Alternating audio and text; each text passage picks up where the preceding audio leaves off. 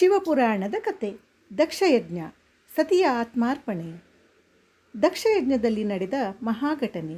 ದಕ್ಷನು ಶಿವನನ್ನು ಏಕೆ ಅವಮಾನಿಸಿದನು? ಸತಿ ತನ್ನ ದೇಹವನ್ನು ಏಕೆ ತ್ಯಜಿಸಿದಳು? ಶಿವಪುರಾಣದ ಅತ್ಯಂತ ಭಾವನಾತ್ಮಕ ಮತ್ತು ಶಕ್ತಿಯುತ ಪ್ರಸಂಗವನ್ನು ಈ ವಿಡಿಯೋದಲ್ಲಿ ನೋಡಿ. ಶಿವಸತಿಯ ವಿವಾಹದ ನಂತರ ಇಬ್ಬರೂ ಕೈಲಾಸದಲ್ಲಿ ಸಂತೋಷದಿಂದ ಜೀವನ ನಡೆಸುತ್ತಿದ್ದರು. ಆದರೆ ದಕ್ಷ ಪ್ರಜಾಪತಿಯ ಮನಸ್ಸಿನಲ್ಲಿ ಶಿವನ ಮೇಲಿನ ದ್ವೇಷ ಇನ್ನೂ ಕಡಿಮೆಯಾಗಿರಲಿಲ್ಲ. ಒಂದು ದಿನ ದಕ್ಷನು ಒಂದು ಮಹಾಯಜ್ಞವನ್ನು ನಡೆಸಲು ನಿರ್ಧರಿಸಿದನು. ಎಲ್ಲ ದೇವತೆಗಳು, ಋಷಿಗಳು, ರಾಜರು ಮತ್ತು ಮಹರ್ಷಿಗಳಿಗೆ ಆಹ್ವಾನ ಕಳುಹಿಸಿದನು. ಆದರೆ ಉದ್ದೇಶಪೂರ್ವಕವಾಗಿ ಭಗವಾನ್ ಶಿವ ಮತ್ತು ದೇವಿ ಸತಿಯನ್ನು ಮಾತ್ರ ಆಹ್ವಾನಿಸಲಿಲ್ಲ. ಸ್ವಲ್ಪ ದಿನಗಳ ನಂತರ ಯಜ್ಞದ ವಿಷಯ ಸತಿಗೆ ತಿಳಿಯಿತು. ಅವಳು ಶಿವನ ಬಳಿ ಬಂದು ಕೇಳಿದಳು, ಪ್ರಭು, ನನ್ನ ತಂದೆಯ ಮನೆಯಲ್ಲಿ ಯಜ್ಞ ನಡೆಯುತ್ತಿದೆ, ನಾನು ಹೋಗಬಹುದೇ? ಶಿವನು ಶಾಂತವಾಗಿ ಉತ್ತರಿಸಿದನು, ಸತಿ, ಆಹ್ವಾನವಿಲ್ಲದ ಸ್ಥಳಕ್ಕೆ ಹೋಗುವುದು ಸೂಕ್ತವಲ್ಲ. ಅಲ್ಲಿ ನಿನಗೆ ಗೌರವ ಸಿಗದೇ ಇರಬಹುದು. ಆದರೆ ಸತಿಗೆ ತನ್ನ ತಾಯಿಯನ್ನು ಮತ್ತು ಸಹೋದರಿಯರನ್ನು ನೋಡುವ ಆಸೆ ಹೆಚ್ಚಾಗಿತ್ತು. ಕೊನೆಗೆ ಶಿವನ ಅನುಮತಿಯೊಂದಿಗೆ ಸತಿ ಯಜ್ಞಕ್ಕೆ ಹೊರಟಳು. ಯಜ್ಞಶಾಲೆಗೆ ತಲುಪಿದಾಗ ಕೆಲವರು ಗೌರವದಿಂದ ಸ್ವಾಗತಿಸಿದರು.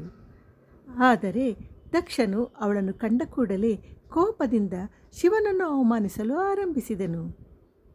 ಸ್ಮಶಾನದಲ್ಲಿ ವಾಸಿಸುವವನನ್ನು ನೀನು ಹೇಗೆ ಪತಿಯಾಗಿ ಆರಿಸಿಕೊಂಡೆ ಎಂದು ನಿಂದಿಸಿದನು. ಈ ಮಾತುಗಳು ಸತಿಯ ಹೃದಯವನ್ನು ಛಿದ್ರಗೊಳಿಸಿದವು. ಅವಳು ಕೋಪ ಮತ್ತು ದುಃಖದಿಂದ ಎದ್ದು ನಿಂತಳು. ಎಲ್ಲ ದೇವತೆಗಳ ಎದುರು ಅವಳು ಹೇಳಿದಳು, ನನ್ನ ಪತಿಯಾದ ಪರಮೇಶ್ವರನನ್ನು ಅವಮಾನಿಸುವ ಸ್ಥಳದಲ್ಲಿ ನಾನು ಒಂದು ಕ್ಷಣವೂ ಉಳಿಯುವುದಿಲ್ಲ. ಈ ದೇಹವನ್ನು ದಕ್ಷನ ಮಗಳಾಗಿ ಪಡೆದಿದ್ದೇನೆ.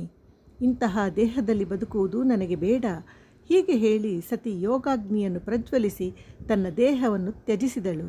ಆ ಕ್ಷಣದಲ್ಲಿ ಯಜ್ಞಶಾಲೆ ನಿಶಬ್ದವಾಯಿತು. ದೇವತೆಗಳ ಕಣ್ಣಲ್ಲಿ ಕಣ್ಣೀರು ತುಂಬಿತು. ಈ ಸುದ್ದಿ ಕೈಲಾಸಕ್ಕೆ ತಲುಪಿತು.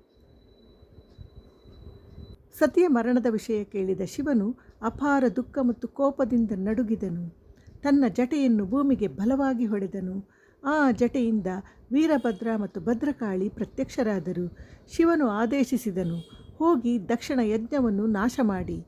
ವೀರಭದ್ರನು ತನ್ನ ಭಯಂಕರ ಸೇನೆಯೊಂದಿಗೆ ಯಜ್ಞಶಾಲೆಯತ್ತ ಹೊರಟನು. ಅಲ್ಲಿಂದ ಆರಂಭವಾಗಲಿದೆ ಶಿವಪುರಾಣದ ಅತ್ಯಂತ ಭಯಾನಕ ಅಧ್ಯಾಯ. ಕಥೆಯ ನೀತಿ. ಅಹಂಕಾರ ಯಾವಾಗಲೂ ವಿನಾಶಕ್ಕೆ ಕಾರಣವಾಗುತ್ತದೆ.